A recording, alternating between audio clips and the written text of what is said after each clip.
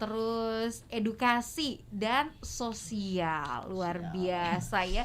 Gerakannya komplit ya ke semua sektor gitu ya. Nah, tapi saya penasaran nih, kan kalian memang dari 2016 itu membagi diri untuk mencakupi 4 bidang ini gitu, which is tidak mudah gitu ya. Ada orang yang fokusnya pendidikan aja itu gerakannya pun sangat sulit. Nah, gimana dengan kalian nih yang udah memang dari awal fokusnya udah banyak banget, empat sektor, 4 bidang sekaligus gitu. Nah, gimana kalian bisa mengakomodir itu semua?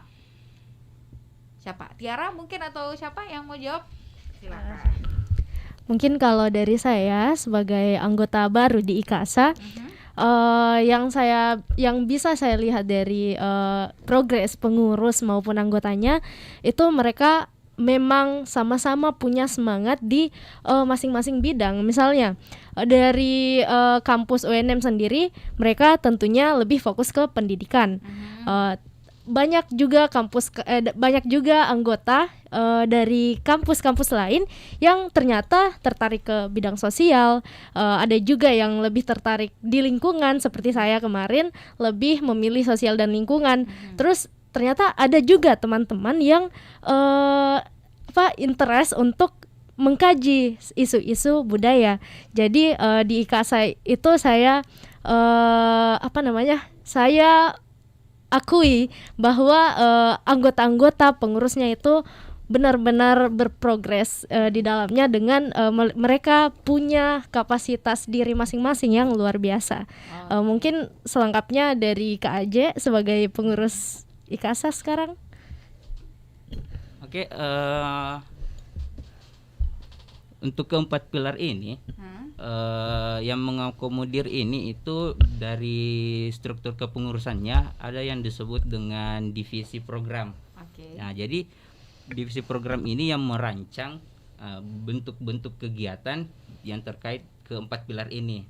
Nah, dari situ teman-teman dari program setelah menyusun ini kegiatannya, orang-orang yang ikut andil terlibat ke situ itu dibuatkan SK kepanitiaan. Nah, panitianya dari mana? Dari itu anggota-anggota baru ini yang baru tergabung ke IKASA.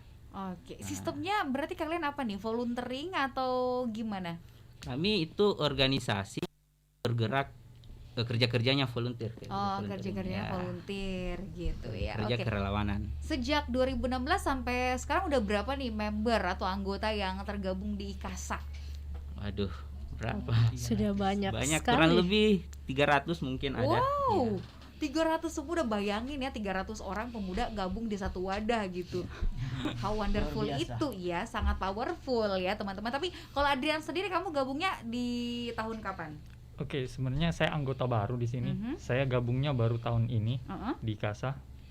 Kebetulan kemarin saya dapat info open recruitment regeneration dari IKASA, jadi saya join di IKASA.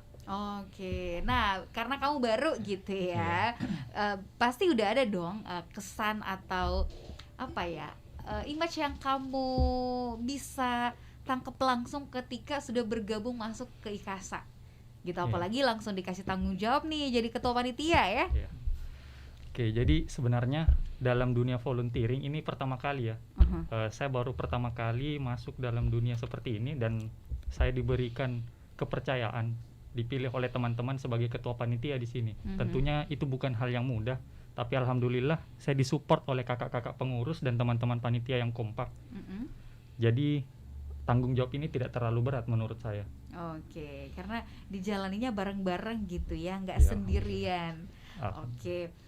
Selanjutnya kalau Tiara kan baru juga ya. Nah, apa yang kamu dapetin sebagai anggota baru gitu yang kamu lihat selama beberapa bulan ini bergabung di IKASA? Jadi selama beberapa bulan terakhir ini saya tergabung mulai dari proses open recruitment, family outing dan lain sebagainya. Saya kembali lagi ke slogan IKASA, yaitu muda, kreatif, bersemangat.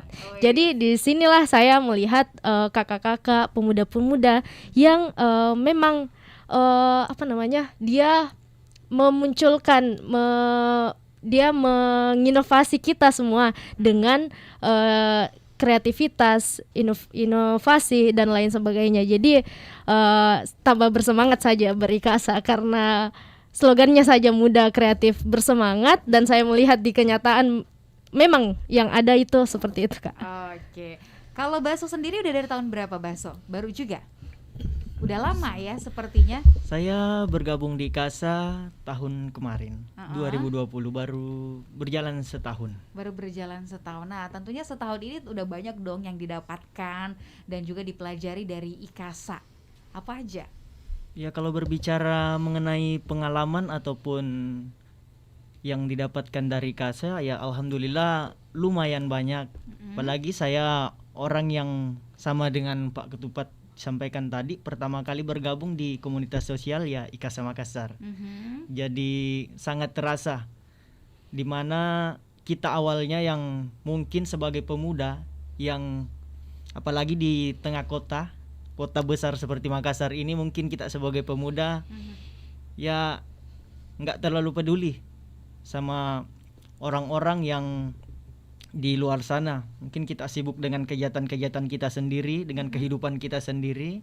Tapi dengan hadirnya IKASA Makassar, saya masuk di IKASA Makassar, alhamdulillah pikiran sedikit terbuka mengenai masih banyak orang-orang di luar sana yang penuh rasa syukur tapi kehidupannya berbeda dengan kita. Jadi saya ya kenapa tidak kita sama-sama hadir di dalam untuk membuat ya satu harapan kita. Pejuang sila kelima, keadilan sosial bagi seluruh rakyat Indonesia.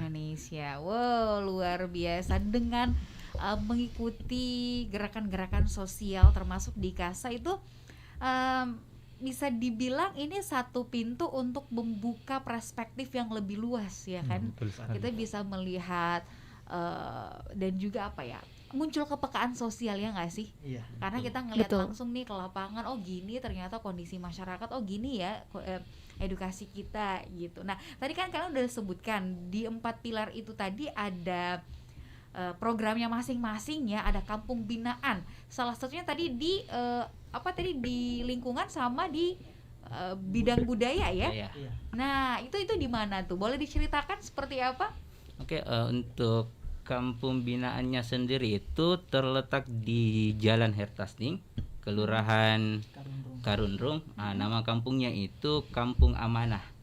Nah, bagaimana pengimplementasian pilar ini ke kampung tersebut itu dengan ada satu program namanya Cerita Amanah. Nah, program Cerita Amanah ini ialah program mengajar di setiap pekannya, di akhir pekan, dengan materi yaitu terkait budaya, lingkungan, kesehatan dan pendidikan terutama.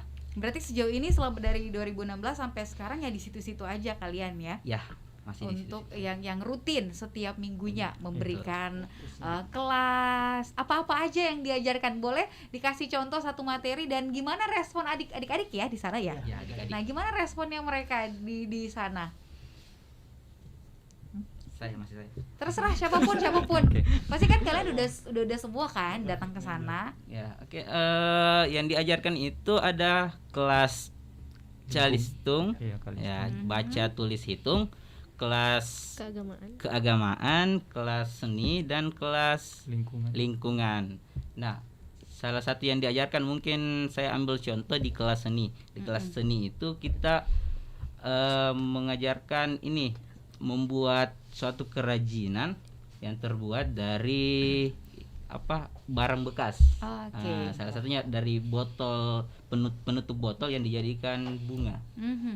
Seperti itu. Oke, itu yang dikasih edukasinya ya, ilmunya ke adik-adik dan mereka mempraktekkan itu. Tapi saya penasaran kenapa kemudian kalian memilih Kampung Amanah? Apa yang berbeda dengan Kampung Amanah? Kenapa Kampung Amanah dipilih sebagai tempat binaan kalian untuk di Makassar khususnya ya?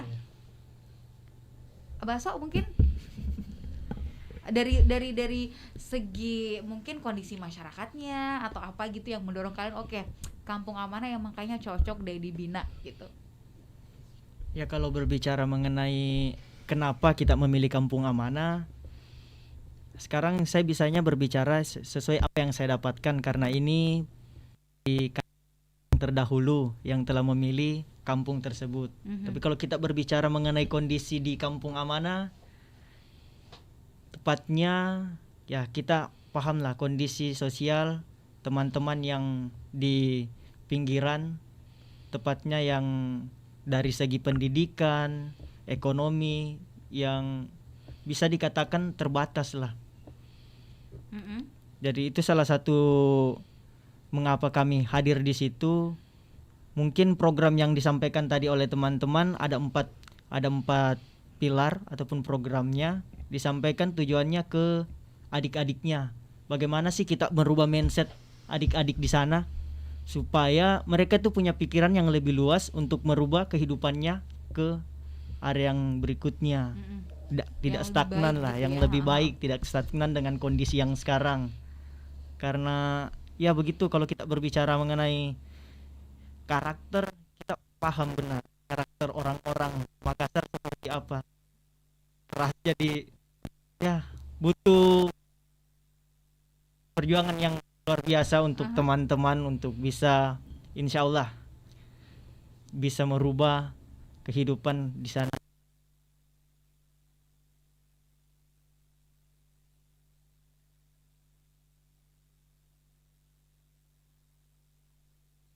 Ke bidang yang lain yuk, kita bahas program yang lain. Saya juga penasaran dengan satu kampung yang bukan ada di Makassar tapi adanya jauh di Kabupaten Maros ya, bahkan ke pelosok Maros gitu. Kenapa kalian mau jauh-jauh ke sana? Nah, kita akan bahas di sesi selanjutnya, sambil juga saya akan membaca komentar-komentar yang masuk di YouTube channel Smart FM Makassar.